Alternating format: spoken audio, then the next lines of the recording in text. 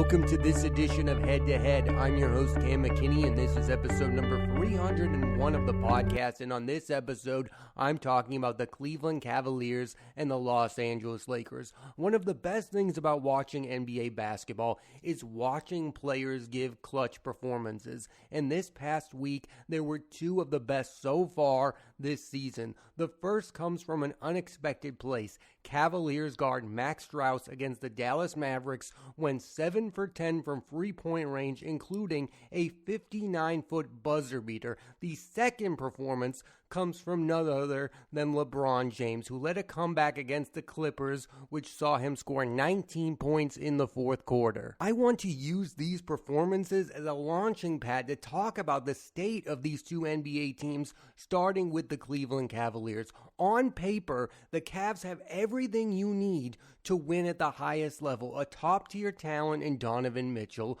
a really good young point guard in Darius Garland, an elite big man in Evan Mobley, a defensive-minded center in Jarrett Allen, and a scorer off the bench in Caris LeVert. Yet no one following the NBA really looks at them as title contenders. Most believe the ceiling is a second-round playoff exit, and there's a couple of reasons for this. They are a relatively young team that's unproven and hasn't been there before. I also don't know if you can win a title with Donovan Mitchell as your best overall player. It didn't work with the Utah Jazz, where he teamed up with Rudy Gobert. Year in and year out, the Jazz were winning 50-plus games, and then came the playoffs, and they would either bounce out of the first round or the second round. They never got to the conference finals. We talk about this all of the time. What is the difference between a star basketball player and a superstar basketball player? My definition, and I think most people go by this, is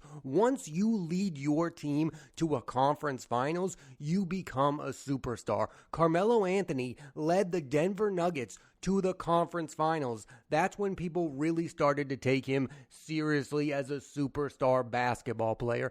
Damian Lillard led the Portland Trail Blazers to the conference finals. If you are the one superstar on your basketball team and you lead them to a conference finals, that's when you become a top 10, arguably a top 5 player in the NBA. And it hasn't happened for Spider-Man Donovan Mitchell yet. He is a top-tier guard. He is a star player, but I don't think he's yet reached superstardom. And in my mind, he won't reach that until he leads the Cleveland Cavaliers to the Eastern Conference Finals. It's not the same thing. It's a completely different team, but Allen Iverson became the face of the NBA for a minute because he was the sole superstar on the Philadelphia 76ers, and he led them to the NBA Finals against Shaquille O'Neal and Kobe Bryant. Winning the NBA Finals wasn't the win for Allen Iverson. It was making it there, being the sole superstar. You get way more credit. That's what happened with Dame Lillard. That's what happened with Carmelo Anthony with the Denver Nuggets.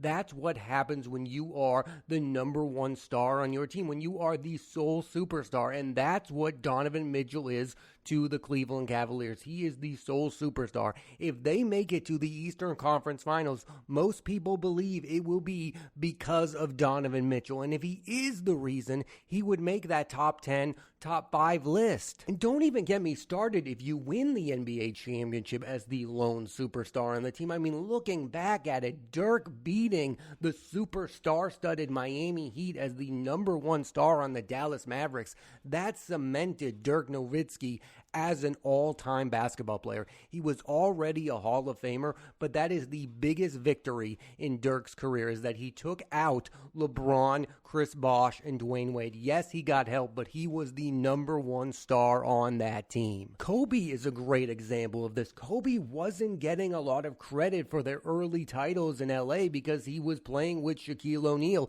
and then he started to win as the number one player on the Lakers, and he got so much credit. He won an MVP during that time period. People started to respect Kobe Bryant more when he was having success as the lone superstar on his team. And recent examples of this include Giannis with the Bucks and Jokic with the Nuggets. They play with star players, but they are the superstars. They're not on super teams. They get way more credit than LeBron James did when he won championships with the Miami Heat, because people looked at it and said, you're winning because you're playing with Dwayne Wade and you're playing with Chris Bosh. Donovan Mitchell has a lot to gain here if he can lead the Cavaliers to the conference finals. People will look at him and take him more seriously as not only a star basketball player, but a superstar basketball player. One of the biggest factors as to why people don't believe in the Cavaliers is because they don't have LeBron James, the guy who led them to 5 NBA final appearances and 1 victory during their franchise history. Without LeBron, they are average. They are a good team that usually loses to a great team. No one looks at the Eastern Conference right now and says the Cavs are up there with the Celtics and Bucks, and many prefer the Heat and Knicks over them. No one would be shocked if the Cavaliers lost in the first round of the NBA playoffs. That's the reality of this situation. And on the other side of the spectrum, you have the LA Lakers, who people take seriously because they have LeBron James. That's what's so weird about the NBA. Winning regular season games matters, of course, but the teams that people put the most faith in during the playoffs are the teams who have stars who have had postseason success. The Lakers with LeBron, the Bucks with Giannis, the Nuggets with Jokic, the Suns who have KD, and the Cavs with Mitchell just isn't it. They're not in that class yet. To get there, you would need to make the conference finals. The Cavs right now have the better record than the Lakers. They are the better team on paper, but the Lakers have the history of LeBron James going for them at this current moment because he is arguably the greatest basketball player of all time, and he deserves that. And it's teams like the Cavaliers that sometimes get overlooked because we're only paying attention to LeBron and the Lakers, because LeBron does this from time to time. He has sneaky, weird regular seasons where the teams aren't really that good, and then he gets to the postseason and he does his LeBron thing, where all of a sudden he leads them to the conference finals, which is what he did exactly last season. And getting back to Donovan Mitchell for a minute, there was that series against the Nuggets where he just went off. He had 50 points in a game against Jamal Murray, but Jamal Murray won, and the Denver Nuggets a few years later won an NBA championship. So Jamal Murray is ahead of Donovan Mitchell in some people's eyes now because he's had playoff success. Donovan Mitchell has balled out during the postseason, but you don't get that recognition until you win an NBA title. We're seeing that now with younger stars. People are talking about Jason Tatum not getting enough credit for how good he is. Why isn't he in MVP contention? Well, the reason is Jason Tatum has been to the conference finals a bunch of times now, but he has yet to win the NBA finals. That's what he needs to do, and I feel like Donovan Mitchell is in that same realm. He doesn't need to make the NBA finals, but he has to at least make the conference finals for people to really view him as a superstar player in the NBA. Again, I think he is a star right now. He is not yet a superstar. I feel the exact same way about Donovan Mitchell that I do about De'Aaron Fox. I know they're really good to great players, but they need to do it in the postseason. That's how you get recognized as all-time greats. That's why Steph Curry is Steph Curry. He's the greatest three-point shooter of all time, but the reason he is thought of as the greatest point guard of our time is because he's a 4-time NBA champion. A lot of people, especially early on, were comparing Donovan Mitchell to Dwayne Wade. Do you know why Dwayne Wade became Dwayne Wade? Because he had that all-time great performance in the NBA Finals in 2006 against the Dallas Mavericks, where he averaged 35 points per game and won Finals MVP. That's when Dwayne Wade became Dwayne Wade. He is one of the greatest playoff performers of all time. That's why he's my favorite shooting guard of all time. His regular season stats were amazing. His dunks were amazing. He could score at will. But what made Dwayne Wade was what he did in the postseason. And that's what Donovan Mitchell needs to do for me to compare him to somebody like Dwayne Wade. Yes, the regular season numbers are good. I watch Donovan Mitchell a lot. He is a great player. He is not yet a superstar because superstars deliver during postseason time. It's really now or never for the Cavs to make waves during the playoffs because they need to entice Mitchell to want to stay with the franchise. The star guard only has 1 year left on his current contract, and I know everyone believes that Donovan Mitchell will leave the Cavaliers for greener pastures. Maybe he'll finally end up with the New York Knicks. That was a trade that everyone wanted. He will end up in a bigger market than Cleveland, unless they over-succeed in the playoffs and make a deep run. I don't want to hammer this point home this much, but really the difference between a star and a superstar is winning. That was the difference between Kobe Bryant and the likes of Tracy McGrady and Vince Carter. Tracy McGrady and Vince Carter are Hall of Fame players. They're all-time talents. But the reason we don't talk about them in the same way we talk about Kobe Bryant is because he won during the postseason. It's as simple as that. If Vince Carter had 2 NBA championships to his name, he would be talked like he was an all-time great as well. He was an entertaining player. He could dunk like no one before him, but he's not in that all-time realm because he didn't win during the postseason. And he had some all-time battles like Donovan Mitchell has had in the postseason. Like Mitchell had with Jamal Murray, Vince Carter and Allen Iverson went at it during the postseason. But it was Allen Iverson who won that battle, made it all the way to the NBA Finals, and that's why we view Allen Iverson as an all-time great. If it was Vince Carter who led the Raptors to an NBA Finals appearance, I think things would have switched. And it's the exact same way with Tracy McGrady. If he had led the Orlando Magic or the Houston Rockets to an NBA Finals appearance, we would be thinking way more highly of Tracy McGrady. I know it's hard to say that about a Hall of Fame player, but nobody puts Tracy McGrady or Vince Carter in the top 50 basketball players of all time. If they had had major success in the postseason, they would definitely be in that conversation. And to get there, you don't even need to win the NBA Finals. There are all-time greats who didn't win. Patrick Ewing, Charles Barkley, but they made appearances in the conference finals and they made it to a trip to the NBA Finals.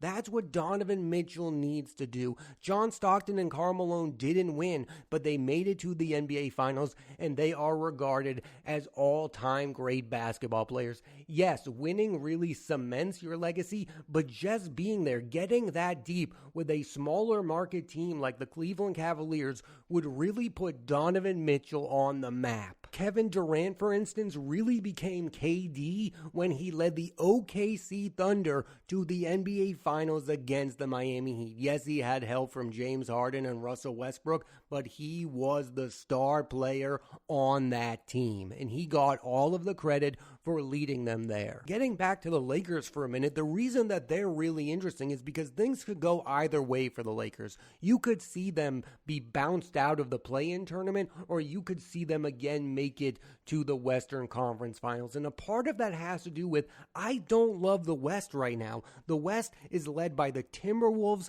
the Thunder, and the Clippers, and the Suns. These teams are either unproven or too young to really get there yet. Like, I don't believe in the OKC Thunder or the Minnesota Timberwolves to make it all the way to the Western Conference Finals. They're like the Sacramento Kings of last season. You only think they're going to make it to the second round, and then they're going to get bounced out. I also think what most basketball fans want is a Western Conference Finals that includes either the Denver Nuggets, the LA Lakers, or the Golden State Warriors. I think people want two of those three teams involved because they have the superstar players who have won NBA championships before. We want to see Jokic versus Steph Curry or Jokic versus LeBron. That's what fans want. The Suns are intriguing because they have Kevin Durant and they have Devin Booker and they've made it to the NBA Finals recently, but I don't think we're really viewing them as serious contenders. They just feel like a team who's going to get bounced out in the second round as well. Like, I just don't believe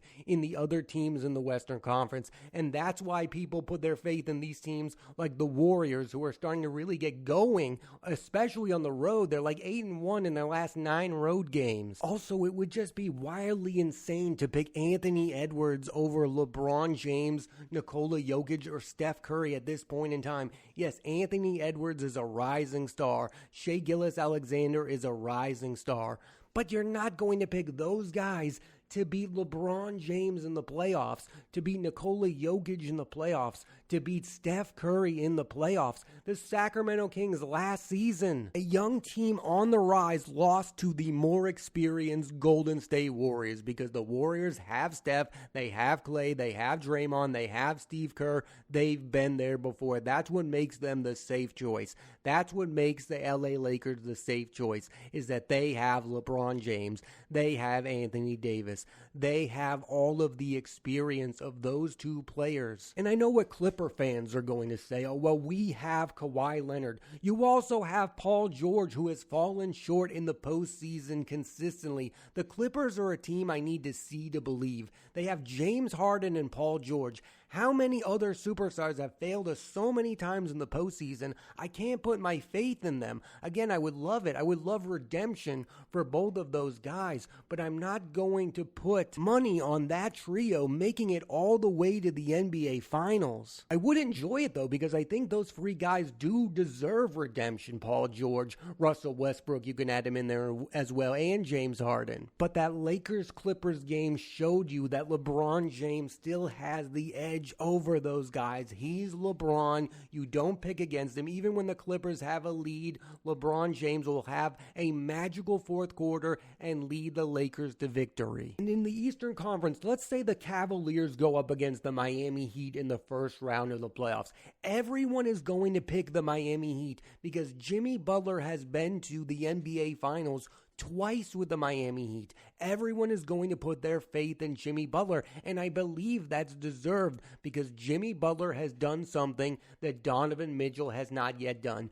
Be the lone superstar on a team that makes it all the way to the NBA Finals. That's why you would give Jimmy Butler the edge. Sports is interesting because we focus on the years, but it's really about the history of these players. You look at those guys and you go, I have faith in him because I've seen him do it before. I have faith in LeBron because I've seen him do it before. I have faith in Jimmy Butler because I've seen him do it before. I have faith in Giannis because I've seen him do it before, and so on and so on. You have faith in the players who you've seen have success in the playoffs. You have not yet seen that with Donovan Mitchell. He has fallen short with the Utah Jazz and so far with the Cleveland Cavaliers. This is the year for the Cleveland Cavaliers. Do I think it's going to happen for them?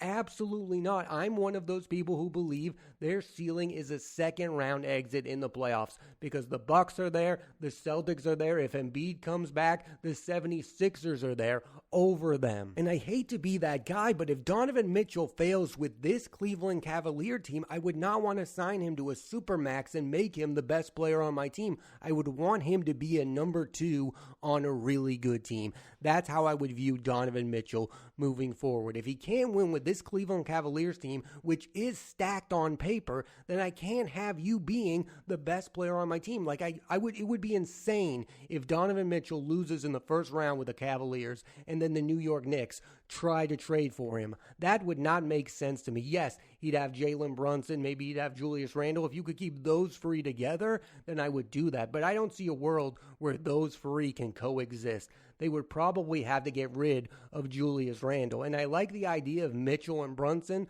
but I need Julius Randle on the New York Knicks. This coming postseason will dictate the future of Donovan Mitchell with the Cleveland Cavaliers. If he leads them to the Eastern Conference Finals, he will get the Supermax extension. He will want to stay with the team. If there is an early round exit, then he won't, and he'll probably want to go to another team that already has a superstar player. But if he doesn't win with this Cleveland Cavaliers team, I could no longer view him as somebody who should be the best player on a basketball team. And for LeBron, I know some people hate that term, flip the switch, but he has proven throughout his career that is what he does. When his teams make the postseason, he takes it to another level. He'll have Anthony Davis step up. The Lakers now have Dinwiddie. They're a really deep team for somebody who's competing for the play-in tournament. Austin Reeves could have a really good postseason.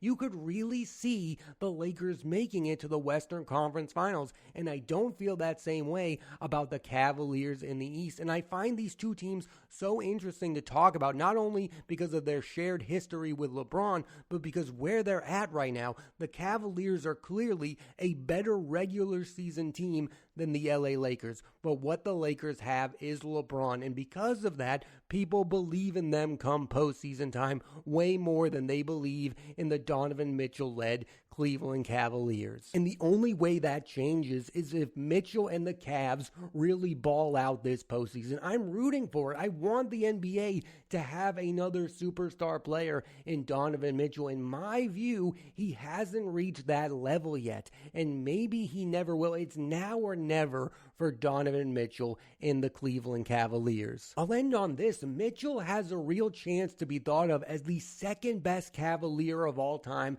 ahead of Kyrie Irving. If he can lead the Cavaliers to an Eastern Conference Finals appearance, he would be viewed as the second best Cav ever. Thanks for listening to this edition of Head to Head. I'm Cam McKinney, and there'll be a new episode of the podcast every Monday on Apple Podcasts and Spotify. So please rate, review, and subscribe.